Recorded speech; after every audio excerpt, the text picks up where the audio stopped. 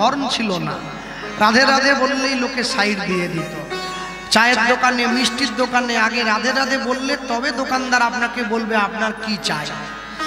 আপনি যদি অযোধ্যায় যান, নতুন করে বলার কিছু নেই, জয় শ্রীরাম তা না বললে অযোধ্যার লোক আপনাকে সম্মান দেবে না, বলে লোকটা ভালো নয়। কিন্তু পশ্চিমবাংলায় থেকে কেউ যদি সারা জীবনেও একবার জয় গৌর জয় নিতাই না বলে, তার কিচ্ছু যায় আসে না। কেন? ভগবান নিতাই গৌরকে আমরা শুধু সিংহাসনে বসিয়েছি, আমাদের মনের সিংহাসনের রাজা করতে পারি নাই। আজকে একটা খুব শুভ তিথি, আজকে একাদশী তিথি। আপনারা এই তিথিতে বসে ভগবানের কথা শ্রবণ করছেন, এটা অনেক বড় সৌভাগ্যের ব্যাপার। হ্যাঁ, কিন্তু সৌভাগ্য মাঝে মাঝে দুর্ভাগ্যে পরিণত হয়। কেন জানেন? সবসময় মনে রাখবেন, আগে মন তৈরি করো, তারপরে মন্দির তৈরি করবে। কেন?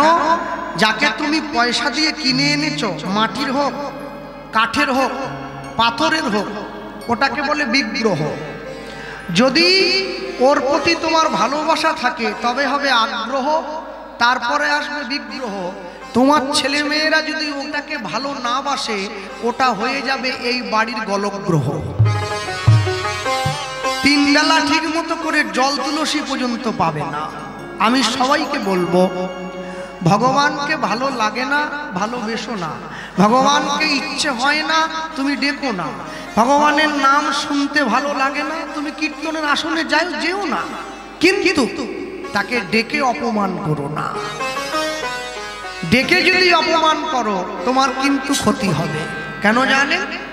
এক ব্যক্তি মন্দিরে পুজো দিতে গিয়েছে, পুজো দিয়ে ঘুরে আসছে, এসে দেখছে জুতোটা চুরি হয়ে গেছে। আবার ঘুরে হন্ততন্ত হয়ে মন্দিরে উঠে যাচ্ছে, তো কিছু লোক মন্দির থেকে বেরিয়ে আসছিল। ওই লোকটাকে ডেকে বলছে, আপনি কোথায় যাচ্ছেন? আমি একটু ভগবানের কাছে যাচ্ছি। বাবা, এত রেগে বলছেন কেন? নালিশ জানাবো। কাকে? ভগবান। ভগবানকে নালিশ জানাবে? কি নালিশ? যে ভগবান আমার এক জোড়া জুতোর দায়িত্ব নিতে পারেনি, সেটি আমার দায়িত্ব নিবে। আমি ওইটা বলতে যাচ্ছি। চুরি হয়ে গেল।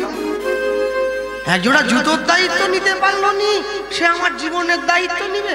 আমি চলে যাচ্ছি, নালিশ করব। ও তেড়ে মেড়ে চলে গেছে। যে ভালো করে তাকিয়ে দেখছে, যাকে নালিশ জানাতে এসছি তার পায়েই তো জুতো নাই, মানে তারটাও চুরি হয়েছে। ভগবান তো খালি পায়ে বসে আছে, ও মুখ শুকনো করে আসছে। ছেলেগুলো আবার ধরেছে, কি হলো, নালিশ করলেন? বলে না না, কি হবে? কেন? আরে যাকে নালিশ করতে গেছিস তারই তো জুতো নাই, চুরি হয়ে গেছে।